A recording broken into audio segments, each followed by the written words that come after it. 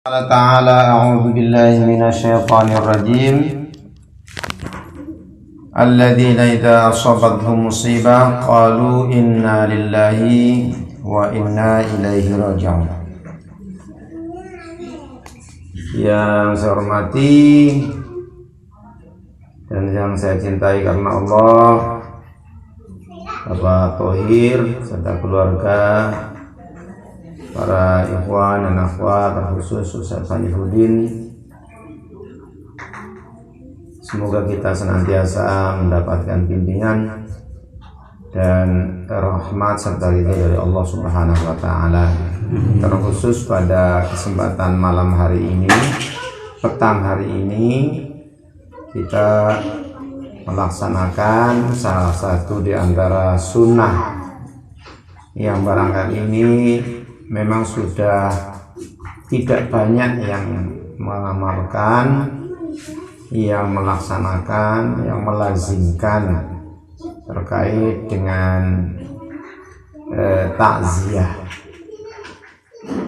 Kalau kita baca di dalam beberapa teks bagaimana Rasulullah Shallallahu Alaihi Wasallam takziah itu memang tidak hanya pada hari di mana keluarga itu mendapatkan musibah. Bahkan beliau bertakziah itu beberapa hari. Artinya beberapa hari itu tidak mesti setiap hari, tapi berkali-kali. Jadi hari pertama, mungkin hari kedua sesuai dengan kebutuhan. Nah, ini memang pentingnya dilakukan karena suasana batin.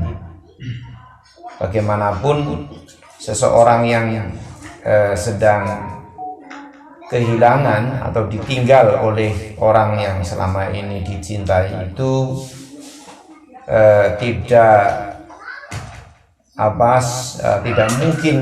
tidak mungkin sembuh dalam waktu 1-2 hari, bahkan mungkin bisa berminggu-minggu, bahkan ada yang sampai bertahun-tahun. Perasaan itu sulit untuk dihilangkan. Itu sesuatu yang manusiawi. Oleh karena itu kita sebagai saudara sesama muslim mempunyai tanggung jawab moral untuk bagaimana ikut membantu, setidaknya meringankan beban, meringankan beratnya perasaan saat dimana saudara kita itu sedang diuji dengan musibah, dipisahkan dari orang yang selama ini dicintainya. Nah, para ikhwan dan akhwat rahimani wa rahimakumullah, Rasulullah Shallallahu Alaihi Wasallam ketika takziah itu biasa beliau menyampaikan nasihat dengan kalimat yang singkat, Inna lillahi ma akhadha wa lahu ma a'ta wa kullu syai'in indahu bimiqdar. Bahwasanya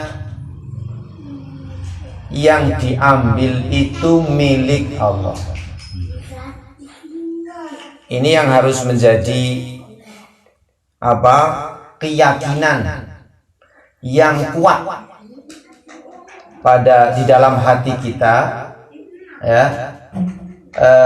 pada apapun yang selama ini ada di tangan kita, ada di bawah kekuasaan kita, atau sesuatu yang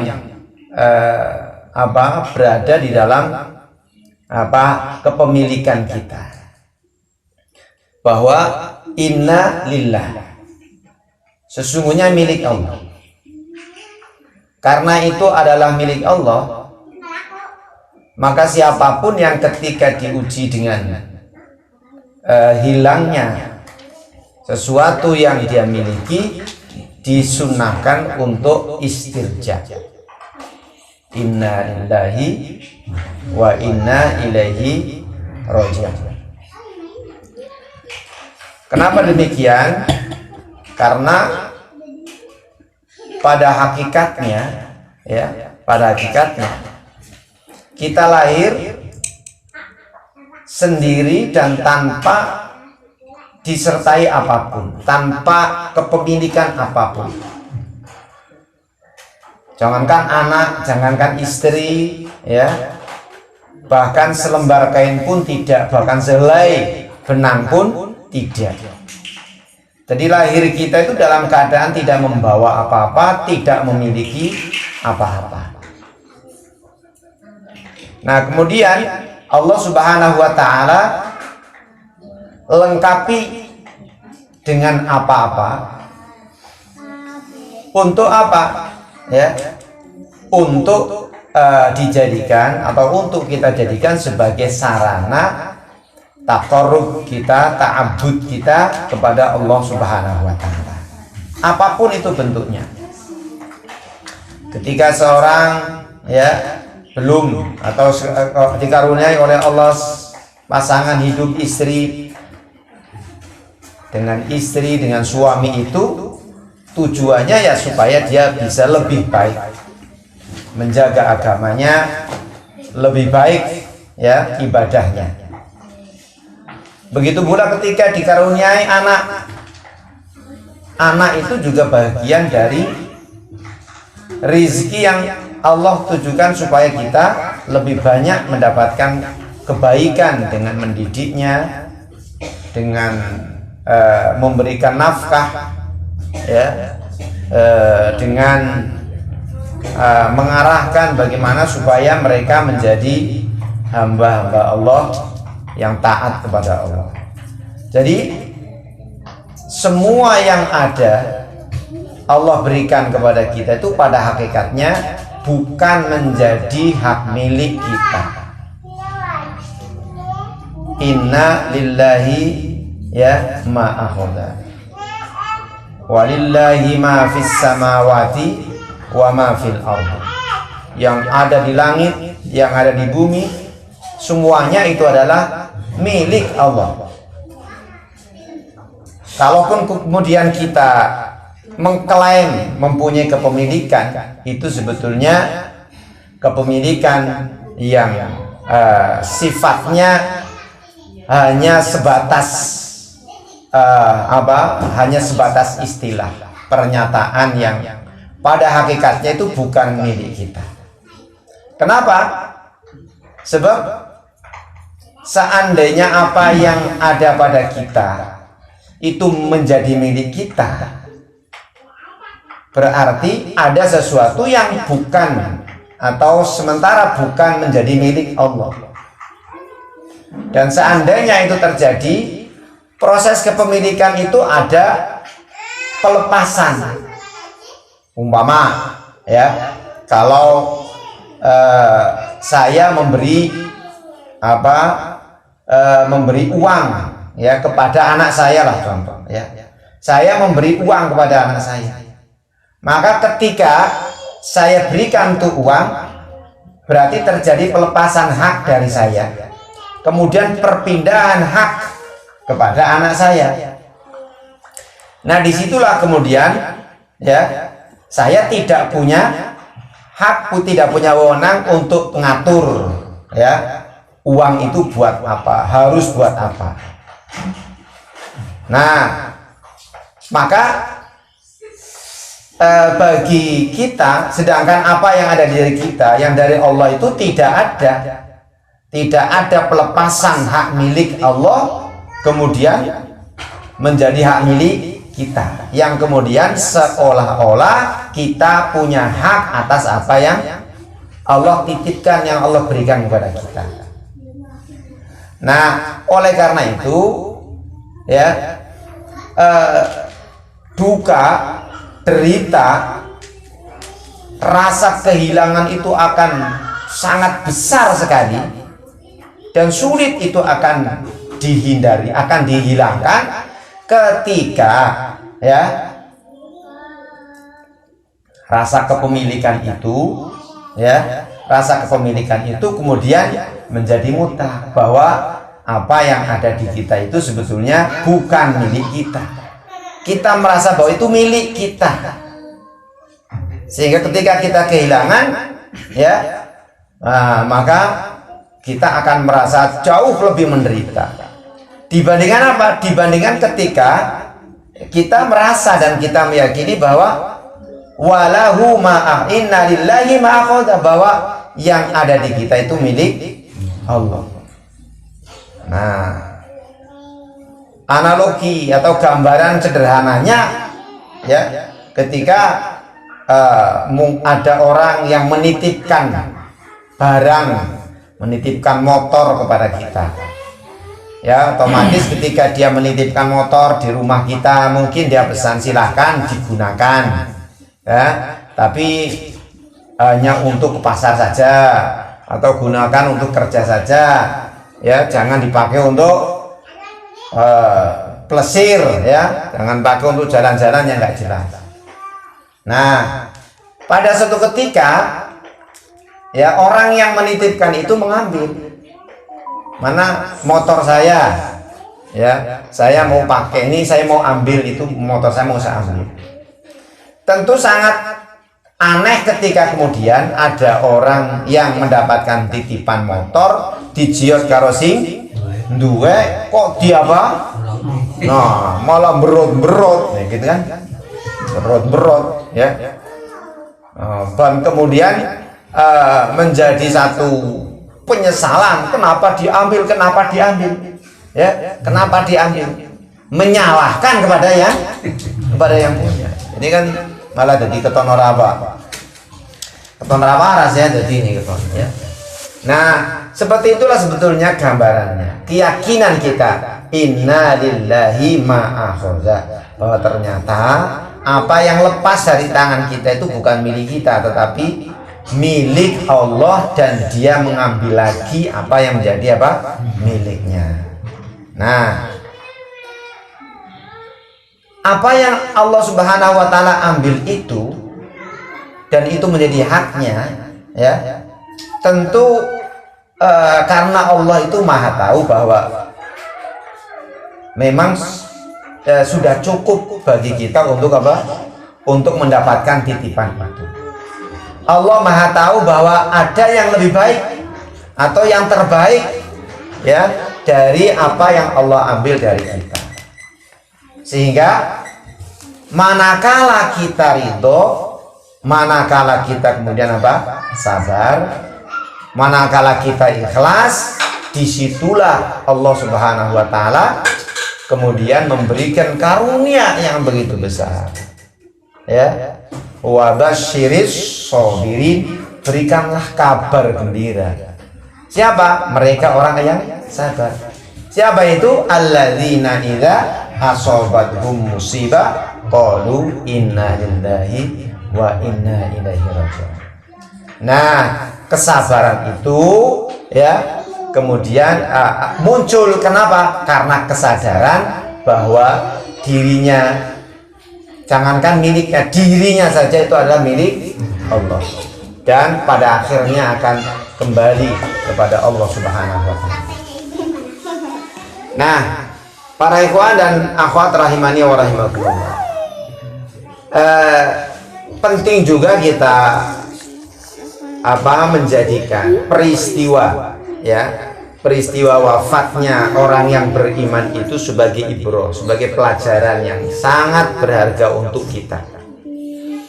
Dan kalau kita membaca dari penjelasan Rasulullah Shallallahu Alaihi Wasallam tentang perjalanan ruh orang yang beriman itu luar biasa, dan ini cukup bagi kita, terutama sekali keluarga, menjadi satu kebahagiaan di tengah beratnya, ya, perasaan berpisah, tapi ketika kemudian membaca bagaimana Rasulullah menggambarkan tentang perjalanan orang atau perjalanan saudara kita, anak kita, istri, ya, orang tua, itu menjadi satu keindahan yang luar biasa.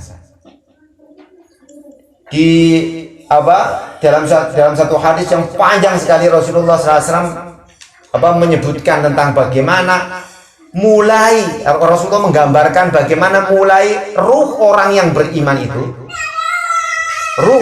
beriman itu diambil oleh malakul maut.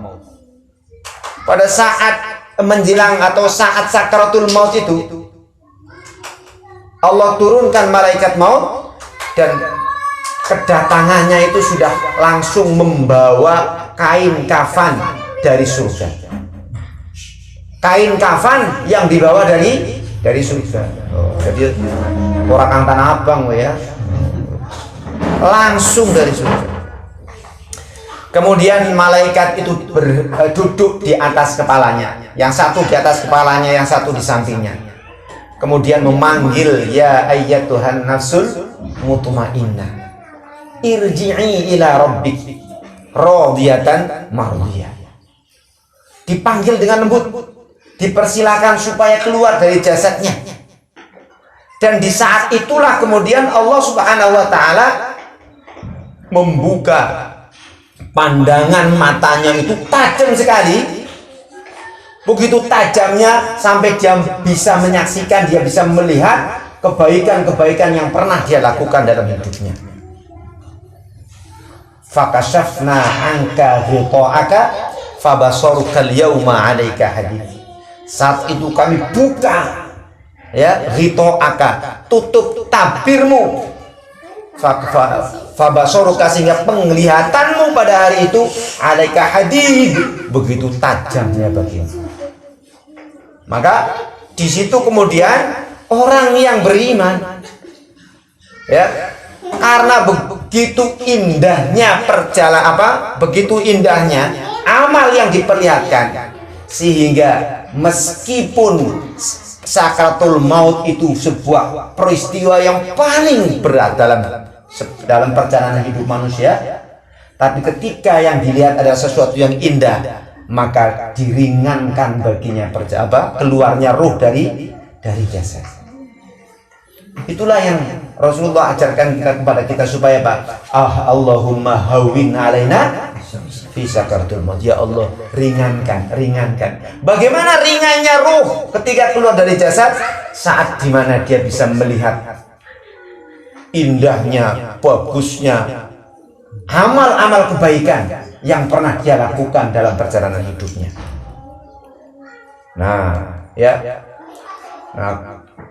Kita membuat satu gambaran ya, perbandingan, analogi yang gampang begini. Karena kan pertanyaannya begini, apa iya lah wong lara kok bisa hilang sebab deleng barang sing main, gitu kan? Wong lara bisa enteng sebab deleng barang sing main. Ya. Nah, kita bisa bisa mengambil contoh begini ya, bahwa ya, melihat itu seringkali harganya jauh lebih mahal daripada merasakan. Melihat itu jauh lebih mahal daripada merasakan. Nah, itu enggak Pak Amin? Kira-kira apa gue? Deleng poluwih larang daripada bisa merasakan. Kan begitu?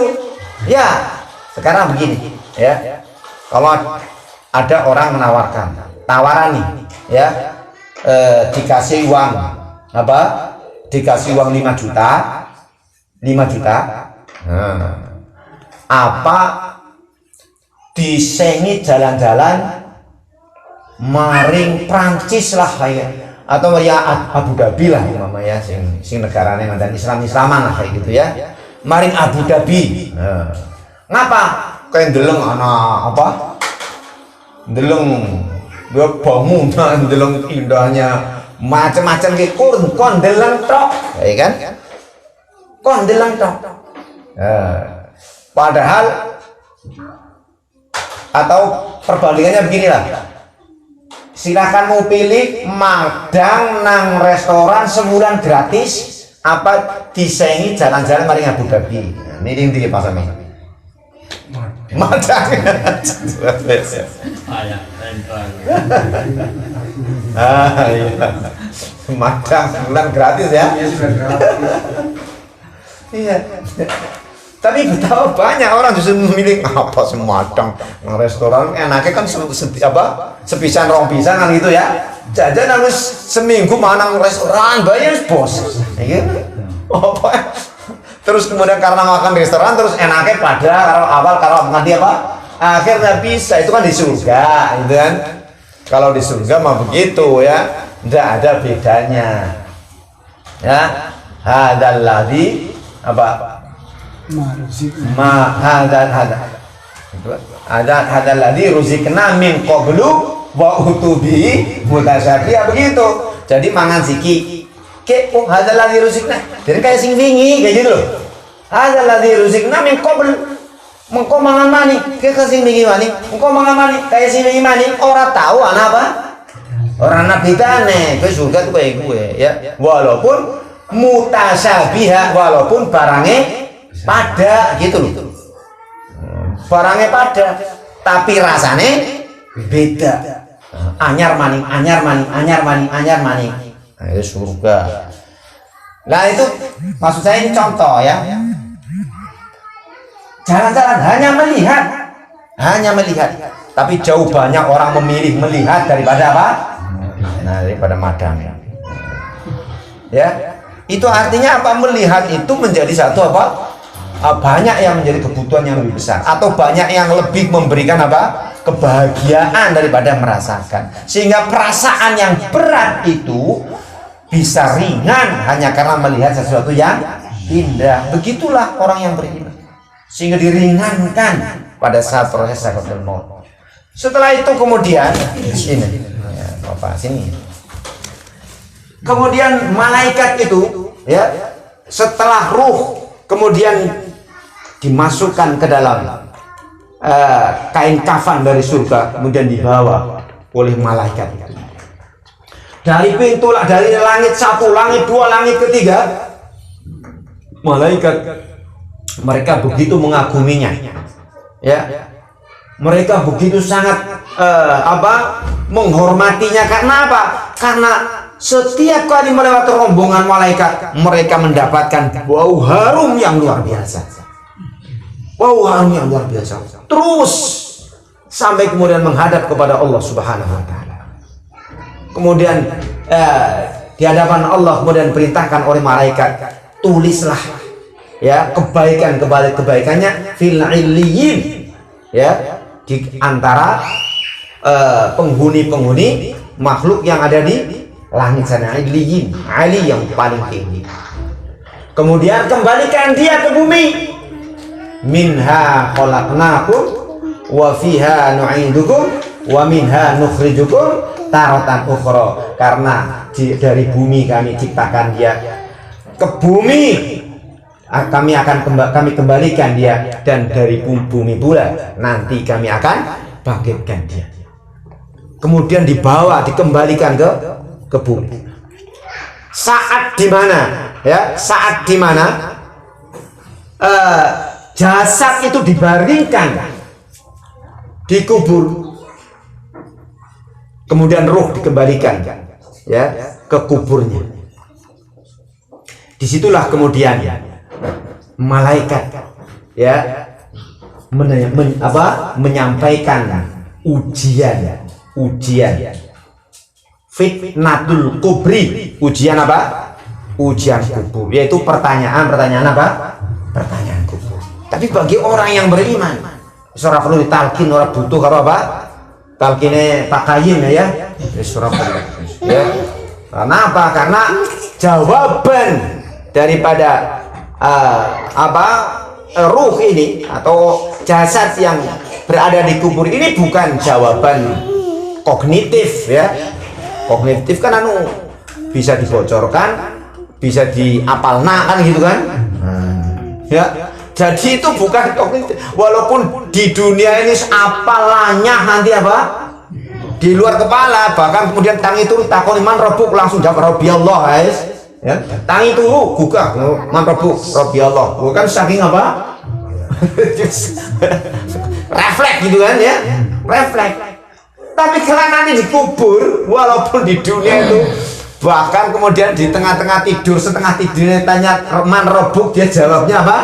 Robbi Allah. Nanti dalam keadaan setengah tidur pun dia bisa jawab. Tapi di alam kubur nanti kelak di sana bukan hafalan, tapi apanya?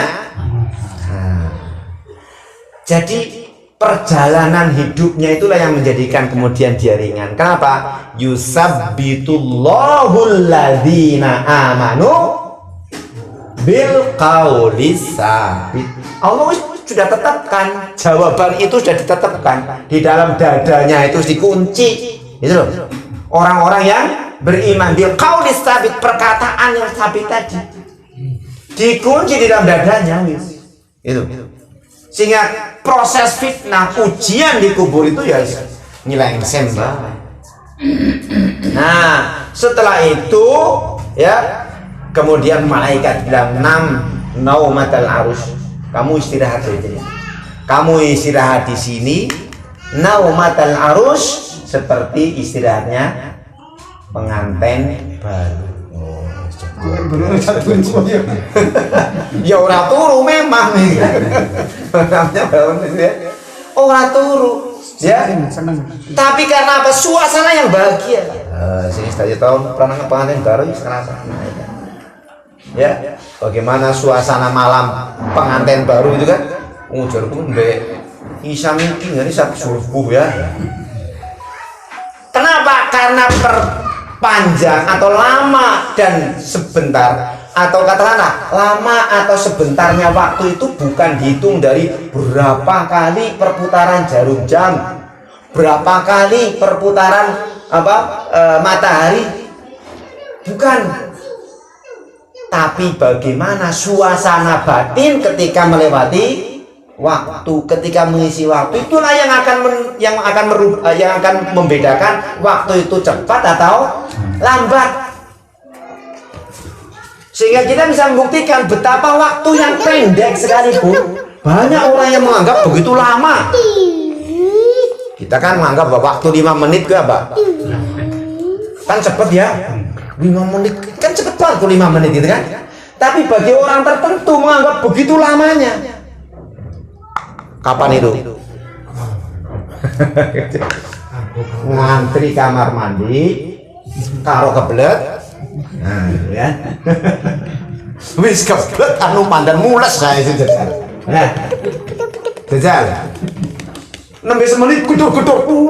Suwe teman. Ya semenit kok suwe teman. Ya. Kenapa? Bukan semenitnya, tapi apa? Suasana batin yang menjadikan merasakan waktu yang pendek sekalipun begitu apa? Begitu lama. Tapi jajal, next singgah ini seneng nonton apa? Suka nonton Piala Eropa ya. Nah, Piala Eropa. Jajal ya. Mas Mumin suka nonton apa ora? Kadang-kadang ya. Jajal rasakan ya. Aja mikir jangan bubar lah, urung gol maning. Apa nih? Aduh, jangan bisa rampung ya. Padahal pirang menit ya? 45 kali 2 kan? 90 menit. Bandingkan dengan 5 menit. Sing 5 menit rasanya apa? Sudah banget. Loh sing 45 kali 90 menit jadi wah jangan mikir bisa rampung. Apa yang membedakan? Suasana batin ketika kita melihat bola itu begitu indahnya, ya kan? Apalagi pemainnya. Nah, jadi itulah yang kemudian akan dirasakan. Kenapa kalau Rasul malaikat mengatakan naumatal arus, seperti istirahatnya orang yang pengantin baru, menggambarkan kebahagiaan. Ya, kenapa bahagia? Karena di situ kemudian nanti amal solehnya menjadi teman baiknya, ya. Bahkan kemudian di situ kemudian akan diperlihatkan tempat tinggalnya di surga. Tempat tinggalnya di surga. Apa Soeharto? Bukan, neraka pun akan ditempatkan, akan diperlihatkan. Pertama diperlihatkan tuh nerakanya. Ya, diperlihatkan nerakanya. Malaikat mengatakan, "Ini tempatmu kalau dulu kamu tidak beriman." Gimana rasanya? Rasanya gimana? Alhamdulillah. lillah. Tuh, coba. Diperlihatkan neraka saja sudah bahagia. Kenapa? Karena dia melihat neraka untuk kemudian tidak dimasukkan ke sana.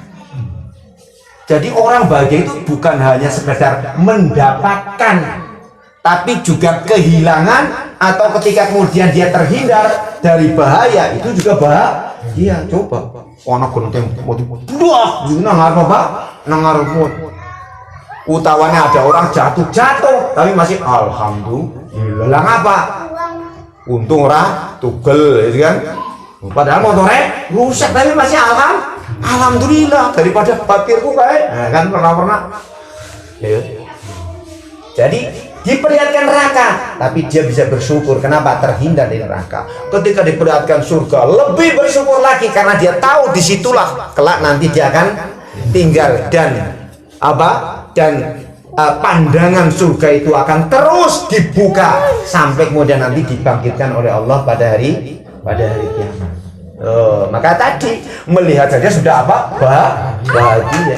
Karena bahagia itulah maka kemudian ratusan tahun mungkin nunggu hari kebangkitan, tapi begitu sangat pendek dan cepatnya waktu yang terasa dia insya Allah, ya kan?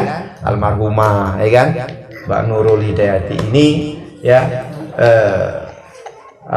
termasuk di antara orang yang beriman kepada Allah Subhanahu wa taala, taat kepada Allah Subhanahu wa taala, taat kepada suami dan hormat kepada kedua orang tua, dan baik dengan saudara, dengan tetangga. Maka ini sudah menjadi bukti insya Allah beliau hari ini berada dalam situasi yang bahagia, jauh lebih bahagia daripada ketika berada di dunia bersama dengan orang tuanya, dengan suami, dengan anak-anaknya. Oleh karena itu di tengah beratnya berpisah, ya, suami Mas Taufik sebagai suami atau Pak Tohir dan Ibu sebagai orang tua, ya, ingatlah bahwa Mbak Nurul sekarang jauh lebih bahagia, sehingga ya rasa syukur itu ada karena orang tua telah menunaikan kewajiban sebagai orang tua. Begitu pula Mas Taufik sebagai suami, ya, sebagai suami untuk mendidik dan memberikan nafkah, relakan karena insya Allah ini yang terbaik bagi Allah Subhanahu wa taala. Barangkali itu ya, karena itu masuk waktu bisa kita bisa sampaikan, mudah-mudahan ada manfaatnya. Wallahu a'lam bishawab. Assalamualaikum warahmatullahi wabarakatuh.